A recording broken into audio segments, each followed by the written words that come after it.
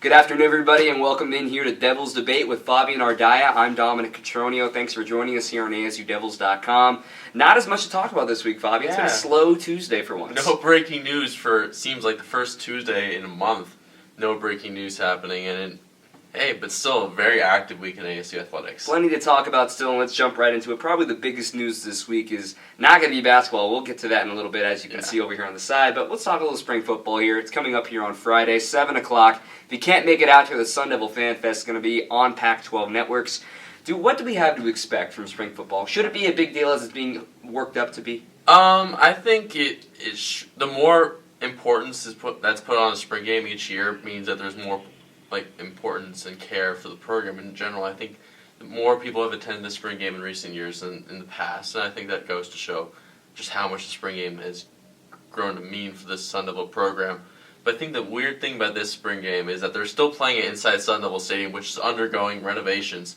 Todd Graham today said that they'll only be able to use 70 yards of that field. They'll only be able to go one way on offense. So it won't necessarily be your typical scrimmage, but I think you'll see a lot more drill play and a lot more just one-on-one matchups, which I think actually could come in handy come the fall. Well, they already go only one direction for their scrimmage portion of spring practice anyway, so I don't think it's going to be that big of a deal, but hey, Sun Devil Stadium, the renovations, you have some holes inside of the bleachers in the upper deck, so that'll be kind of cool to see for the fans. I mean, yeah, for the fans, they've really only seen one look at this renovation project for the most part, and now they'll be able to get inside the stadium and just sort of look around, and I think it'll help the fans get a better picture of what it's going to look like come fall. As long as it's better than Wrigley. And now let's go on to some winning ways. Jeff Capel winning the national title for Duke. Is he going to ASU now? I remember we talked about last week's show. I think you're more likely to leave after a national championship. It happens. Because, granted, you have the, tangible, thing to put on your resume. He's a winner. He is a winner. He shows you the ring. Granted, Coach K is the winner, but I'm just saying. But it was a great game. Really happy for Capel. But should we make anything of him being the last one to cut down a laurel? Because he was the last one to cut a net. I don't know. He said a lot that he's not going to talk about whatever jobs he's looking at, but he said he's ready to go back to head coaching. And I think now, if any, is the best time for him, because there's two spots I think that I see him going. I see him going to ASU, of course, because that's where he's considered to be the top candidate. I also see him taking that vacant VCU job. That was his starting job. He helped build that program from the ground up. Now that Shaka Smart's gone, he has a chance to take him to that next level, and he might want to go back to VCU and do that. I think it's between ASU and VCU if he does take that head coaching job, but he could very well stay back at Duke. Who knows? Be sure to stay close to the ASU Devils hot board for everything that has to do with the ASU basketball head coaching search if that worst-case scenario does happen for ASU basketball. Now let's get back to the gridiron spring football practice today, Fabian. Yep. Anything notable really happening there? Quishy Brown, I noticed, was absent there. He was still nursing his knee, isn't he? He is, but I think that competition for that field corner position is something that won't get decided, I think, until at least a week before the season starts. Because that competition has been so great this spring, and I expect it to just get even better this fall between Solomon Means and Quishy Brown. And Solomon Means has emerged as a real star from this spring practice so far. And Todd Graham said today, we have 3 starting corners who are capable of starting a game. And he's very comfortable with that going into the season. He says he has 6 defensive backs that he's comfortable going into the season with that he feels can start and go right away and perform well. So I think the secondary is a real strength for this Sun Devil defense, no matter who's starting. Depth is a good problem to have, and I think that's the most common, the most common word, the buzzword to say about this team is depth. You can say a lot about the talent and the speed and the explosiveness that Todd Graham wants to say. There's depth. There's a lot of depth on this team, and that can really, pay off in the long run for a long Pac-12 season. And depth actually lets you try out new things, and I think that's what Todd Graham's starting to do with Kalen Balaj. We seen him last week. He's starting to actually work on defense, on pass rushing drills. I talked to Caleb Balaj last week. He said if he's going to be used in that way, it's going to be mostly as a situational type pass rusher, sort of like a devil backer is, sort of try to rush the passer. But I don't think I like that move. I get it. You have the depth to do it. Mm-hmm. You have 4 or 5 running backs who you're comfortable with. Mm-hmm. You have some uncertainty at the linebacker position, especially pass rushing. But I don't like the move. I don't like college players playing on both ends in the same game. Miles Jack did it, but there's not that many success stories. Damari Nelson last year was injury-riddled all season because of it. But look, here, this is where I counter. I disagree with you. I love it because, look, Balaj, When they got rid of the Devil backer last year, it led to success. But the only reason they got rid of it is because there was nobody who could truly fit the role. Balazs is a stereotypical Devil backer because he fits a lot more of the body like Carl Bradford and probably the best Devil backer ever that Todd Graham has had because he is big, he is athletic, he is quick to the ball, and he has experience there. He played linebacker in high school. He played safety. He even played corner. He played every position in high school except for the O-line. He knows what he's doing. There's a reason he was the number 2 athlete coming out of his class and the number 1 actual player in the state of Colorado. I'd love it. Give him a shot. Granted, he's only had third-string reps right now, but still, if he can come in, make a difference, imagine having 2 DJ Calhouns in defense. That's kind of scary to think. And then an Edmund Boateng. It's just the depth, again, comes in, but to throw Balazs into that mix, that's scary. The thing is, you just have to make sure you limit the amount of snaps he gets, because I'm worried that he's already had injury issues last year. Mm-hmm.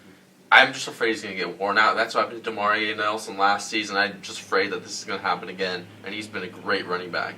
Well, now we go to a sport that I love, and it really doesn't get the respect that it deserves at this school. Hey, it might be the best team at ASU right now. It is the best team at ASU right now, and that is the ASU men's golf team. They won their hosting tournament, the ASU Thunderbird Invitational. Some pretty good company in that one, too. Arizona, Oregon State, San Diego State, Iowa State. They were all near the top, but John Rahm, it's a day that ends in a Y, so he wins another tournament. He goes 15 under for the 54-hole tournament. What is it? This team doesn't get the credit that it deserves. Why should people care about ASU men's golf? Hey, don't forget about Max Rotliff. He finished 1 shot off the lead. Yep. ASU dominated that tournament, and it's their 5th tournament win this season. Only 5 schools, I think, in the country have 5 tournament wins.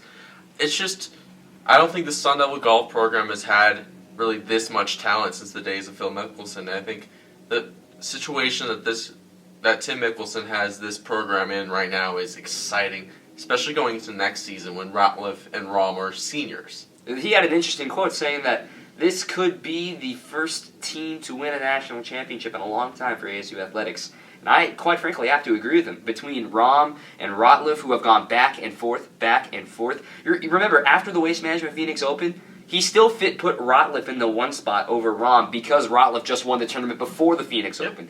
There is another team with depth. ASU with depth everywhere. So the 2 sports that don't get the credit they deserve, ASU men's golf and ASU women's basketball. We've talked about them both here on this show now. And now let's go back onto the diamond where the Sun Devils pulled off a couple wins they probably shouldn't have had in Utah. It could have easily been a sweep for the Sun Devils or a sweep for the Utes. It could have gone either way. And then Utah breaking a 27-game winning streak against the Sun Devils. I'm not really that upset about that. Every streak has to end at some point. Yeah. But the big thing about the Sun Devils here, 2 big wins in extra innings, including another win in a one-run game. Well, look, they have 6 wins trailing after the 6th inning. That's huge in the Pac-12 because as you now start getting ready to head to the gauntlet of your schedule, U of A is always tough to play. They're in Las Vegas tonight. And then you've got down the road, Tennessee Tech is a weird non-conference team because they're not really, they're a mid-major, they're not from, they're not going to play the best teams, but they've got some serious pitching on that team. That could be an interesting weekend. ASU, in all honesty, should sweep it, but they won't because they got to win the series. But then you got UCLA, then you got to go to Washington, then you got to go to USC to end the season. That's going to be an interesting end because those are the teams that are still kind of right around them. At least ASU Baseball is in the top 10 in every poll now, as high as number 5 in D1Baseball.com's poll. They're about to the coaches, they're the number 9 team. If they're in the top 8, that means you're super regional hosting talks, but it looks like now they're in good shape to host a regional, and I think this weekend we're going to see a great crowd similar to that regional crowd. I don't know if their streak of 1-run games will necessarily last going into the season. You want it to last. Yeah. But I think it goes to show the fight that this Sun Devil team has, and they've been reinvigorated, I think, by Tracy Smith in his first season as skip. And I like that for the Sun Devil program. I think the Sun Devil program overall has been sort of revitalized, and I think no matter what, this program's trending upwards as opposed to staying flatline or trending downwards like it has in recent years. Exactly. So they're trying to break that regional victory drought here coming up this season. But now we go to the bigger Devils on the diamond. The Sun Devils, there were 11 Sun Devils on opening day. I'm going to name them all for you here in alphabetical order. Willie Bloomquist for the Mariners, Cole Calhoun for the Angels, Ike Davis for the A's, Andre Ethier for the Dodgers, Ian Kinsler for the Tigers, Tuffy Ghostwitch for the D-backs, Jason Kipnis for the Indians, Mike Leake for the Reds, Dustin Pedroia for the Red Sox, and then Andrew Romine for the Tigers, and Eric Sogard for the Oakland A's, 11 Sun Devils. That's still not the most for any college program, though. Long Beach State has 12. So, but still, the amount of all-stars in that list, though, yeah, especially in that middle infield, it's so great how many second baseman and shortstop have dominated the major leagues after going to ASU. I mean, look at this. You got 1, 2, 3, 4, 5 true second basemen on that 11 list. Second baseman university. Andrew Snow could be the next one. Hey, who knows? We'll see how it goes.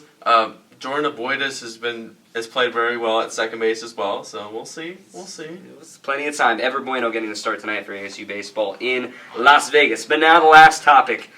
This one I think is not a topic, but kind of is, because it was revealed by accident. A couple of recruits came in over the past week. You know, everyone's got to take their photos in the Desert Fuel uniforms, but on the table, the display table, there's a matte black helmet with the copper attributes. It's like that anthracite. I like that. I love that helmet. I think if I had to throw that in there, I think that's right near the top for me for my favorite helmets. It's a great look.